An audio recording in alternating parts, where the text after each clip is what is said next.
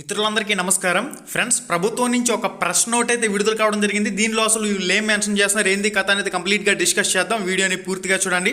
మీ friends అందరూ కూడా వీడియోని షేర్ చేయండి. మీరు కానీ ఫస్ట్ టైం మన ఛానల్కి వచ్చినట్లయితే సబ్స్క్రైబ్ చేసుకోండి. పత్రికా ప్రకటన క్లారిఫికేషన్ అని చెప్పేసి మనకి క్లారిటీకి ఇచ్చారు. డిఎస్సి 2024కి సంబంధించి ఫస్ట్ పాయింట్ వచ్చేసరికి అప్లికేషన్ నుంచి రిజర్వేషన్ వరకు రాష్ట్ర వరకు అంతా అయోమయం అనే పాయింట్కి సంబంధించి వీళ్ళు ఏమని చెప్పుకొస్తున్నారంటే, ఆంధ్రప్రదేశ్ ప్రభుత్వం సూచించిన నిబంధనల ప్రకారం అంటూ వీళ్ళు మేకప్ కార్యక్రమానికి సంబంధించి ఇన్ఫర్మేషన్ అంతా కూడా పబ్లిష్ చేశారు. అప్లికేషన్ నుంచి రిజర్వేషన్ రాష్ట్ర వరకు కూడా అంతా అయోమయమే. పూటకి ఒక పీడిఎఫ్ అనేది వెబ్సైట్లో పెడుతూ ఉన్నారు, మళ్ళీ రిమూవ్ చేస్తూ ఉన్నారు. దీన్ని వీళ్ళు ఏ విధంగా సమర్థించుకుంటున్నారనే దానికి సంబంధించి మనకి ఇక్కడ ఇన్ఫర్మేషన్ అయితే పబ్లిష్ చేశారు. నెక్స్ట్ అప్డేట్ వచ్చేసరికి మొదట దరఖాస్తులకు కనిపించిన ఈడబ్ల్యూఎస్ మొదటి 2 రోజులు ఈడబ్ల్యూఎస్ ఆర్థికంగా వెనకబడిన వర్గాల వారికి సంబంధించిన ఈడబ్ల్యూఎస్ ఆప్షన్ అనేది ఖచ్చితంగా వెబ్సైట్లో ఫస్ట్ 2 రోజులు కనిపించలేదు. ఓసీ క్యాండిడేట్లకు మాత్రమే ఈడబ్ల్యూఎస్ అనే ఆప్షన్ చూపించాలి. ఓసీ అనే ఆప్షన్ క్లిక్ చేసినప్పుడు ఈడబ్ల్యూఎస్ ఎస్ఆర్ నో అని చెప్పేసి అడగాలి. కానీ అన్ని రిజర్వేషన్ల వారికి కూడా ఈడబ్ల్యూఎస్ ఆప్షన్ అనేది 2 రోజుల తర్వాత వీళ్ళు యాడ్ చేశారు. దానికి సంబంధించి కూడా మేము ముందు నుంచి ఈడబ్ల్యూఎస్ ఆప్షన్ ఇచ్చామని అవాస్తవం అంటూ ఒక పాయింట్ ప్రెస్ నోట్లో మెన్షన్ చేశారు. ఇది చాలా దొంగ ప్రకటన, గుర్తుపెట్టుకోండి. మీరు ఫస్ట్ 2 రోజులు ఈడబ్ల్యూఎస్ ఆప్షన్ ఇవ్వలేదు. నేను ఆన్లైన్ అప్లికేషన్ చేసి చూపించాను అభ్యర్థులందరికీ కూడా, అప్పుడు ఈడబ్ల్యూఎస్ ఆప్షన్ లేదు.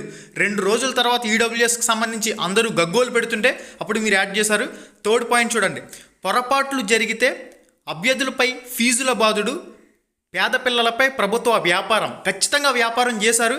500 రూపాయల ఆన్లైన్ అప్లికేషన్ ఫీజు ఎక్కువ అనుకుంటే 750 రూపాయలకి ఆన్లైన్ అప్లికేషన్ ఫీజు అనేది పెంచి 750 రూపాయల చొప్పున అభ్యర్థుల్ని నిలువు దోపిడీ చేశారు. ఇక్కడ వీళ్ళు 2018 నిబంధనలు అని చెప్పేసి దొంగ ప్రకటనలు చేస్తున్నారు. 2018 నిబంధనల ప్రకారం చూస్తే అప్లికేషన్ ఫీజు కేవలం 500 రూపాయలు మాత్రమే ఉండాలి. అభ్యర్థులతో, పేద విద్యార్థులతో, పేద డిఎస్సి అభ్యర్థులకి మెంటల్ టార్చర్ పెడుతున్నారు. మీరు ఖచ్చితంగా డిఎస్సి అభ్యర్థులతో వ్యాపారం చేస్తున్నారు. మెయిన్గా తప్పుల తడాకా షెడ్యూల్ ఇచ్చారు. టెట్కి సంబంధించి, డిఎస్సికి సంబంధించి హడావిడిగా మీ ఎన్నికల కోసం మీ ఎన్నికల షెడ్యూల్ని దృష్టిలో పెట్టుకుని డిఎస్సి షెడ్యూల్ని ప్రకటించడం దారుణం. సాంకేతికంగా మీరు అప్లికేషన్లు తీసుకోవడంలో ఘోరంగా విఫలమయ్యారని చెప్పుకోవాలి. ఇక్కడ స్కూల్ అసిస్టెంట్ అభ్యర్థి అప్లై చేసేటప్పుడు డిగ్రీకి సంబంధించిన డీటెయిల్స్ కూడా తీసుకోవాలి. పీజీటీ పోస్ట్ గ్రాడ్యుయేషన్ టీచర్కి అప్లై చేసేటప్పుడు పీజీ డీటెయిల్స్ తీసుకోవాలి. మీరు ఏం తీసుకోకుండా కేవలం ఎస్జీటీకి అప్లై చేసేటప్పుడు ఇంటర్కి సంబంధించిన డీటెయిల్స్ ఉంటాయో అవి మాత్రమే తీసుకుంటున్నారు. 10th సంబంధించిన డీటెయిల్స్ మాత్రమే తీసుకుంటున్నారు. అప్లికేషన్ తీసుకునే విధానానికి సంబంధించి పూటకు ఒక అప్డేట్ ఇస్తున్నారు. ఫస్ట్లో టెట్కి సంబంధించి పర్సంటేజ్ ఇవ్వలేదు, మళ్ళీ తర్వాత టెట్కి సంబంధించిన పర్సంటేజ్ అంటున్నారు. దీనికి సంబంధించి చూడండి. నెక్స్ట్ 4th పాయింట్ చూసినట్లయితే, స్థానికేతరం ఐచ్ఛికం ఎంపిక చేస్తే కనిపించని జిల్లాలు జోన్ల జాబితా అంటూ ఇక్కడ స్థానికేతర అభ్యర్థులకు సంబంధించి స్థానికేతర అభ్యర్థుల పరీక్ష కేంద్రాల ఎంపిక చేసుకున్న సమయంలో స్థానికేతర ఓపెన్ ఆప్షన్ ఇవ్వబడును. అప్పుడు అభ్యర్థులు నమోదు చేసుకోవచ్చు. వీళ్ళు ఈ ఆప్షన్ ఇవ్వడం మర్చిపోయారు. వీళ్ళు ఓపెన్ కేటగిరీ అనే ఆప్షన్ ఇవ్వడం మర్చిపోయి దీన్ని ఏ విధంగా సమర్థించుకుంటున్నారంటే, ఒక అభ్యర్థి శ్రీకాకుళం స్థానికత ఉండి కర్నూలుకి ఓపెన్లో అప్లై చేసుకోవాలనుకుంటే ఈ అభ్యర్థి ఆప్షన్ ఎంచుకోవచ్చు. ఒకసారి అభ్యర్థి తన ఆప్షన్ను నమోదు చేసుకున్న తర్వాత అభ్యర్థి నియామకం కర్నూలు జిల్లాకు మాత్రమే పరిమితం కాబడుతుంది. శ్రీకాకుళం అభ్యర్థిగా పరిగణించబడదు. ఈ విధానం జోనల్ పోస్టులు కూడా దరఖాస్తు చేసుకోవచ్చు. ఇక్కడ ఏం చెప్తున్నాడంటే, మేము ఎగ్జామ్ సెంటర్ సెలెక్ట్ చేసుకోవడానికి ఒక ఆప్షన్ ఇస్తాం. ఆప్షన్తో పాటుగా ఏ జిల్లాకి నాన్ లోకల్ కింద పోటీ పడాలనుకుంటున్నారో అక్కడ ఆప్షన్ సెలెక్ట్ చేసుకునే అవకాశం ఉంటుంది. నాన్ లోకల్కి పోటీ పడితే సొంత జిల్లాకి పోటీ పడే అవకాశం ఉండదు.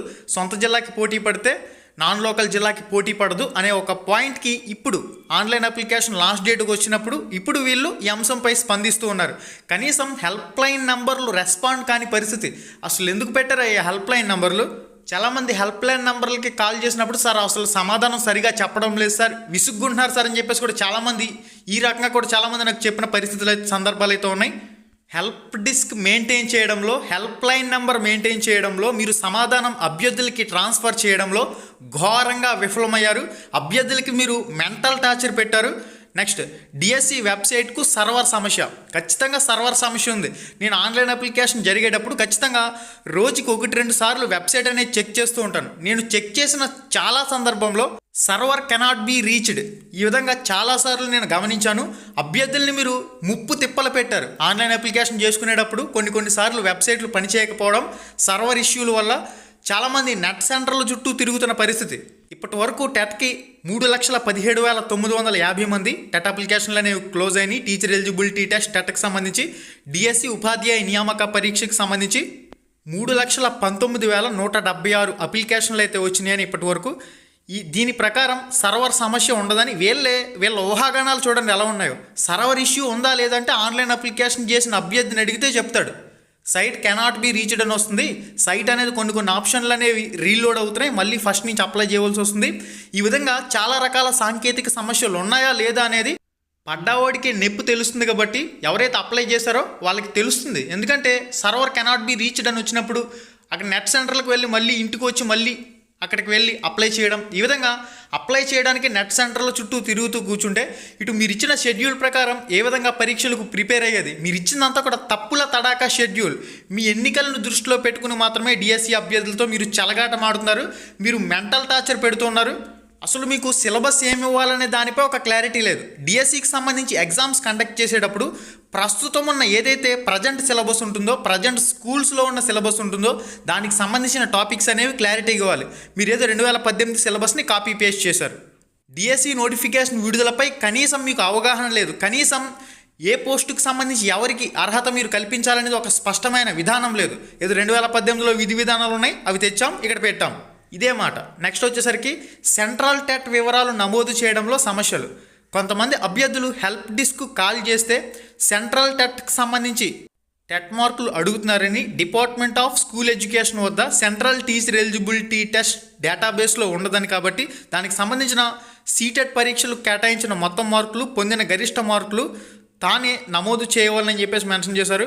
ఏపీ టెట్కు మాత్రమే అర్హత కలిగిన అభ్యర్థులు వారి హాల్ టికెట్ల నెంబర్లను నమోదు చేస్తే సరిపోతుందన్నారు. గత టీచర్ ఎలిజిబిలిటీ టెస్ట్ టెట్కి సంబంధించి హాల్ టికెట్స్ అనేవి వెబ్సైట్లో పెట్టండి, దానికి సంబంధించిన ఫలితాలకు సంబంధించిన ఇన్ఫర్మేషన్ అనేది వెబ్సైట్లో పెట్టండి అంటే ఆన్లైన్ అప్లికేషన్ చివరికి వచ్చేసరికి ఇప్పుడు మీరు టెట్కి సంబంధించి డీటెయిల్స్ అనేవి పెట్టి ఇప్పుడు మీరు ఈ విధంగా మాట్లాడుతూ ఉన్నారు. నెక్స్ట్, ఎడిట్ ఆప్షన్ లేకుండా 30,000 మంది అనర్హులు. దరఖాస్తు నింపే సమయంలో జాగ్రత్త వహించాలి, తప్పులు జరిగితే సరిచూసుకునేందుకు అవకాశం లేదని అభ్యర్థులకు ఇన్ఫర్మేషన్ బులెటిన్లోనే తెలియచేయడం జరిగింది. అంటే ఇప్పుడు టెక్నికల్గా మీరు ఇంత వెనకబడి ఉన్నారా? కనీసం మీరు టెక్నికల్గా ఎడిట్ ఆప్షన్ అనేది కల్పించేంత సాంకేతిక పరిజ్ఞానాన్ని ఆంధ్రప్రదేశ్లో ఉపయోగించుకోలేకపోతున్నారా? మీరు డిజిటలైజేషన్ బైజూస్ వ్యాపారం తప్ప మీకేం చేత కాదు. డిజిటలైజేషన్ అంటారు, డిజిటల్ అనే పదానికే మీరు పరిమితం అవుతారు.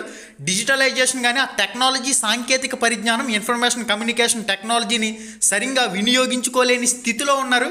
ఎడిట్ ఆప్షన్ అనేది కల్పించి ప్రతి ఒక్కరికి కూడా అప్లికేషన్ ఎడిట్ చేసుకునేందుకు ఒక 4 నుంచి 5 రోజుల సమయం స్టార్టింగ్లోనే ఇస్తామని చెప్తే ఇటువంటి విధంగా ఎవరు కూడా ఇబ్బంది పడే పరిస్థితి ఉండదు. ఇప్పుడు అభ్యర్థుల నుంచి వస్తున్న విజ్ఞప్తుల నేపథ్యంలో అభ్యర్థులు ప్రతి ఒక్కరు కూడా గగ్గోలు పెడుతున్న అంశాలు అనేవి న్యూస్ పేపర్లో పబ్లిష్ అయ్యి జనానికి తెలిసి మీ పరువు పోయిన సందర్భంలో మాత్రమే మీరు ఎడిట్ ఆప్షన్కి సంబంధించి ఇప్పుడు మీరు స్పందించారు. ఎడిట్ ఆప్షన్కు పాటించవలసిన సూచనలు అంటూ ఎడిట్ ఆప్షన్కి సంబంధించి కూడా ఇక్కడ ఇన్ఫర్మేషన్ అయితే పబ్లిష్ చేయడం జరిగింది. ఎడిట్ ఆప్షన్ కూడా ఇవ్వబోతున్నట్లు సమాచారం. ముందుగా అభ్యర్థులు వెబ్సైట్లో డిలీట్ ఆప్షన్ను ఎంచుకోవాల్సి ఉంటుంది. అభ్యర్థి పాత జనరల్ నెంబర్తో మరియు అభ్యర్థి మొబైల్ నెంబర్తో ఓటీపీ అయితే వస్తుందని చెప్పేసి ఇచ్చారు. మొబైల్ నెంబర్కి ఓటీపీ వచ్చిన తర్వాత దాన్ని ఎంటర్ చేసుకుని డిలీట్ ఆప్షన్ పొందవచ్చు అని చెప్పేసి ఇస్తూ ఉన్నారు. తద్వారా ఎటువంటి రుసుము చెల్లించుకోకుండా ఎవరైతే తప్పులు సరిదిద్దుకునేందుకు అప్లికేషన్ మరలా సమర్పించాలనుకుంటున్నారో వారికి సంబంధించిన అప్డేట్ వస్తుందని చెప్పేసి ఇచ్చున్నారు. తద్వారా ఎటువంటి రుసుము చెల్లించకుండా తప్పులు సరిదిద్దుకుని అప్లికేషన్లు మరలా సమర్పించుకోవచ్చు. దీనికి సంబంధించి క్లారిటీగా మీరు ఇక్కడ చదువుకోండి. నెక్స్ట్ 8th పాయింట్ వచ్చేసరికి ఈ క్రింది అంశాలను తప్పులను సవరించుకోవచ్చు. అభ్యర్థి పేరు, సెలెక్ట్ చేసుకున్న పోస్ట్ అండ్ జిల్లా తప్ప మిగిలిన అంశాలన్నీ మార్చుకోవచ్చు అని చెప్పేసి ఇచ్చారు. అభ్యర్థి యొక్క పేరు, తను సెలెక్ట్ చేసుకున్న పోస్ట్ అండ్ జిల్లా తప్ప మిగిలిన అన్ని కూడా మార్చుకునే అవకాశం ఉంటుందని చెప్పేసి ఇచ్చున్నారు.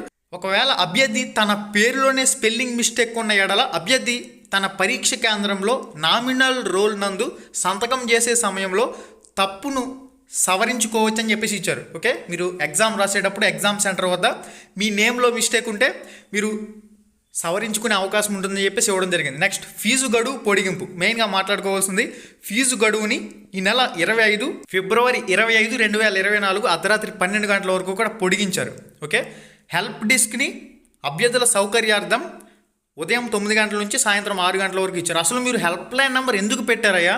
హెల్ప్ లైన్ నెంబర్లు పెడతారు, మీరు అసలు కాల్స్ అనేవి లిఫ్ట్ చేయరు, అందరికీ కూడా బిజీనే వస్తుంది.